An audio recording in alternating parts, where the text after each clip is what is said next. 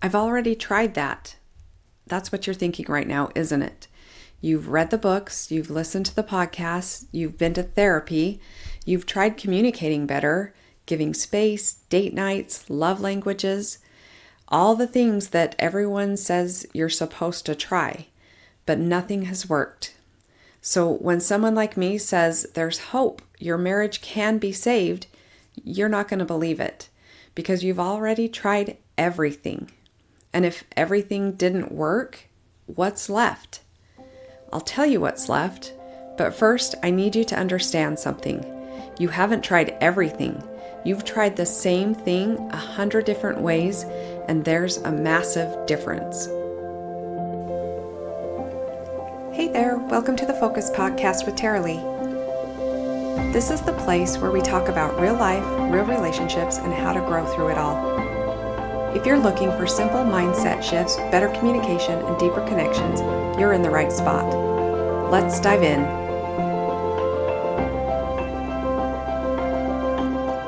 Welcome to the Focus Podcast with Taralee. I'm Taralee Eddington, and if you're listening to this episode, I'm guessing you're exhausted. Not just tired, but exhausted.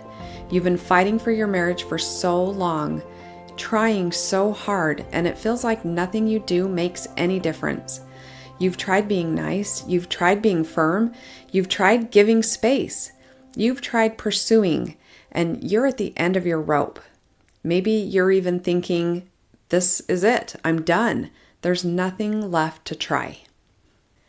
But what if I told you there's one thing you haven't tried yet, and it's the only thing that actually works? Would you be willing to hear me out?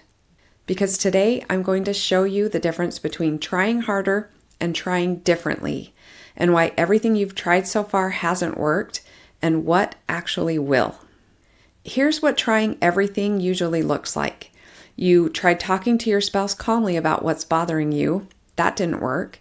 So you tried talking more intensely with more emotion, hoping they'd finally understand how serious this is. That didn't work. So you tried writing them a letter, pouring your heart out on paper. That didn't work.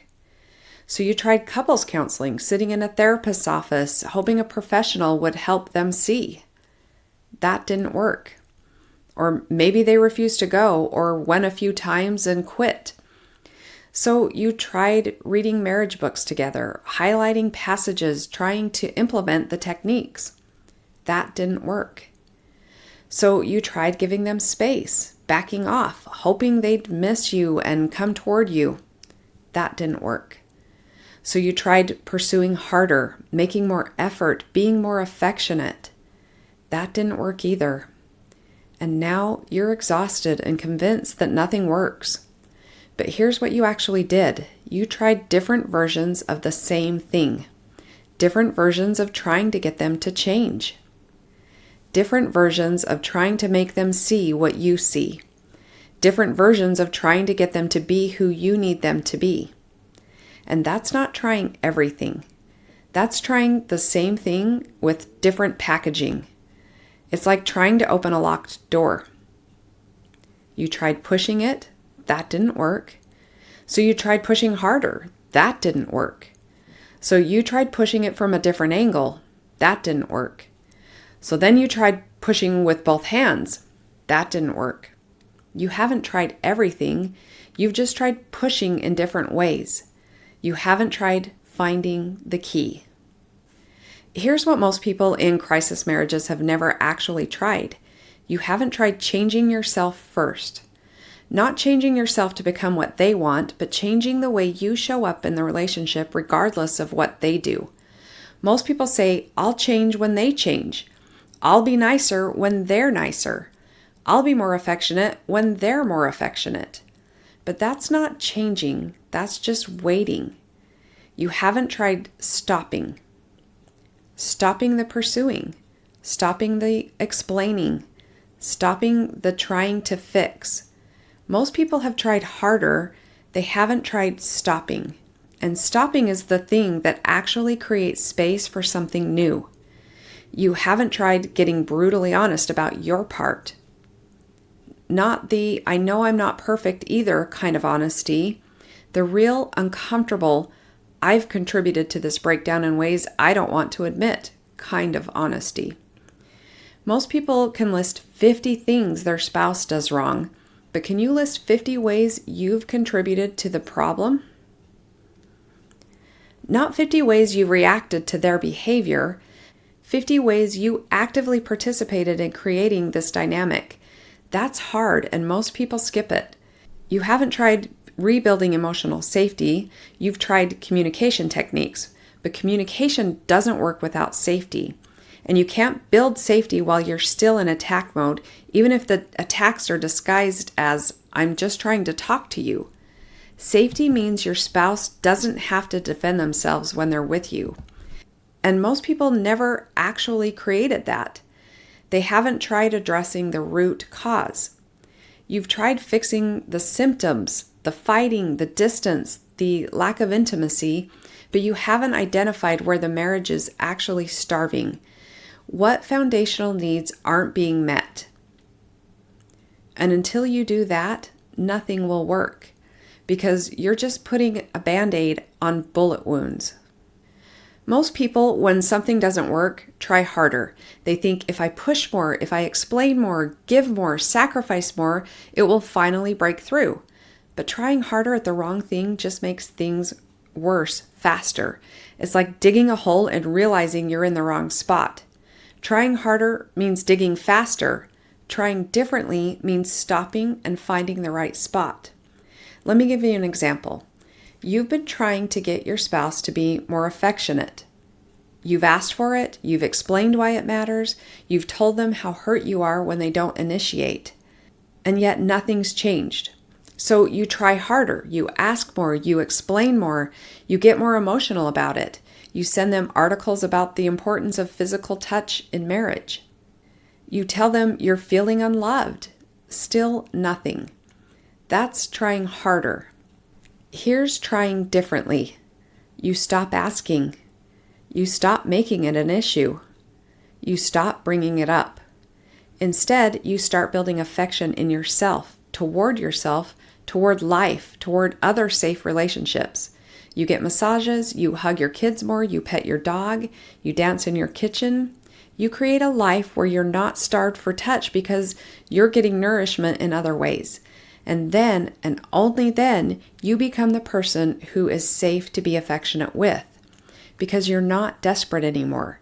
You're not needy anymore. You're not making every touch loaded with expectation. You're just present. And often, that's when things shift. Not always, but very often, because you've changed the dynamics instead of trying to change them. Do you see the difference? Trying harder means more pressure, more pursuit, more need. Trying differently means less pressure, more self-sufficiency, more groundedness. One pushes them away, one creates space for them to come toward you. Here's the truth about why nothing you've tried has worked. Reason number 1, you've been treating symptoms instead of root causes. Fighting about money isn't about money, it's about safety and control. Fighting about sex isn't about sex, it's about feeling wanted and valued. Fighting about parenting isn't about parenting, it's about respect and partnership. Fighting about in-laws isn't about in-laws, it's about loyalty and priorities. You can work on communication skills all day long, but if you don't address what's underneath, the same fights will keep coming back in different forms. Reason number 2, you've been trying to fix it while staying in the same mindset that created it. Einstein said, you can't solve a problem from the same level of thinking that created it. So if you're approaching your marriage from fear, resentment, and self-protection, you'll get fear, resentment, and self-protection back. No technique can overcome that. You can use all the I feel statements in the world, but if your energy is still, you're wrong and I'm right, they'll feel it and they'll defend it. Reason number 3, you've been waiting for them to change first. And as long as you're waiting for them, you're powerless. You've handed them all the control. I'll be happy when they step up. I'll feel safe when they change. I'll open my heart when they prove they're trustworthy. But they're probably thinking the exact same thing about you, and you're both stuck waiting. Reason number 4, you've been trying to skip the hard part. You want the connection without the vulnerability. You want the intimacy without the risk. You want the safety without having to become a safe person yourself. You can't skip steps. You have to do the foundational work first. And most people don't want to because the foundation work is hard and slow and unsexy, but it's the only thing that actually works. So what do you do when you've tried everything and nothing has worked? You try something you've never tried before. You stop trying to fix your spouse and you start fixing the system. Your marriage is the system. And when one part of the system changes, the whole system has to adjust. Right now, you're both stuck in a dance. You pursue, they withdraw. You criticize, they defend. Or you shut down and they escalate. Whatever the pattern is, you're both doing it. And as long as you keep doing your part, they'll keep doing theirs. But when you change your part, when you genuinely, authentically show up differently, this whole system has to shift. Not because you're manipulating them, but because the dance doesn't work anymore when one person stops dancing. This is where the focus framework comes in. F for facts first. Stop operating from the story that your brain is creating and start operating from what's actually happening. Most of your suffering is coming from what you think things mean, not from what's actually happening. And then O is to own your thoughts. Your feelings aren't caused by your spouse, they're caused by your thoughts about your spouse. And you can change your thoughts. C is to choose your feelings. You can't control whether you feel hurt, but you can control whether you react from that hurt or respond with intention. So then U is to understand your actions. What are you doing from fear, resentment, or self-protection? And what would you do differently if you were operating from strength and clarity? And then S is to shape your results. When you change your thoughts, feelings, and actions, your results change. Not because you forced your spouse to be different, but because you became different. Let me tell you about a client I worked with. She had tried everything. 5 different therapists, every book on marriage, communication workshops, ultimatums, trial separations, you name it, she tried everything. And nothing worked. And when she came to me, she was defeated. I've tried everything, she said. There's no hope. And I said, you've tried everything except stopping. She looked at me like I was crazy. Stop what? I told her, stop trying to fix him. Stop trying to make him see. Stop trying to get him to change. Just stop. And then she asked, and then what? And then focus on you. You figure out who you want to be in this marriage, regardless of what he does. You build a life you're proud of, whether he steps up or not.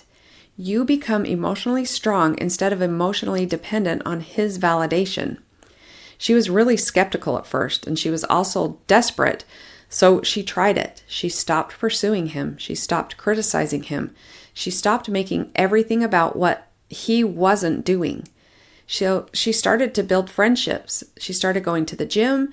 She started reading, journaling, working on her own triggers and patterns. We started working on herself, not for the marriage, just for her. And within 6 weeks, her husband noticed. He noticed that she was different. He asked her, what has changed? And here's what she told him. I stopped waiting for you to make me happy, and I decided to be happy whether you change or not. That's it. That shift is what saved their marriage. Not because she manipulated him by pulling away, but because she genuinely let go of trying to control him. And when she did, he had space to step toward her instead of away. He didn't feel pressured anymore. He didn't feel criticized anymore. He felt curious. Who was this woman who didn't need him to be different? And that curiosity opened the door to real connection again. So here's what I want you to consider. Maybe you haven't tried everything. Maybe you've just tried everything except the one thing that actually works. Letting go of trying to change them and focusing on changing you. Not to manipulate them into changing, but to genuinely become the person you want to be regardless of what they do. That's the work, and it's really hard.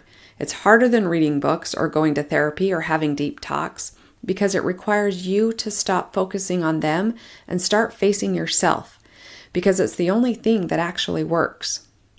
Here's what I want you to try this week.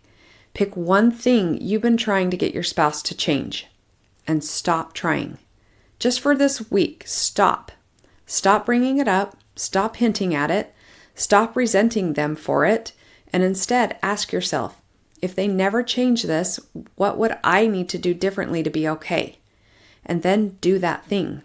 Not as a punishment, not as a manipulation, but as genuine self-care.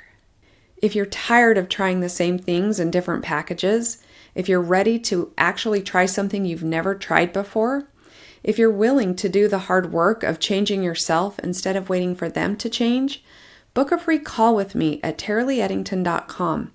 We'll figure out what's actually keeping your marriage stuck, and we'll create a plan that focuses on what you can control instead of what you can't. Not more communication techniques, not more ways to get through to your spouse, a real plan to change the system by changing you. Because here's what I know. You're tired of trying harder. You're tired of nothing working. You're tired of feeling like you're the only one fighting for this. But you haven't tried everything. You've just been trying the wrong thing. And I can show you what actually works, but only if you're willing to do something different. Not harder, different. Are you ready? Thanks for being here with me today. If this episode gave you hope, share it with someone who's tried everything and feels stuck. Keep showing up, keep growing, and remember, what you focus on expands. So stop focusing on changing them, start focusing on changing you. And I'll see you in the next episode. Thanks for hanging out with me today on the Focus Podcast. If something stood out or helped you in some way, feel free to share it or leave a quick review. It means a lot. Keep showing up, keep growing, and I'll catch you in the next episode.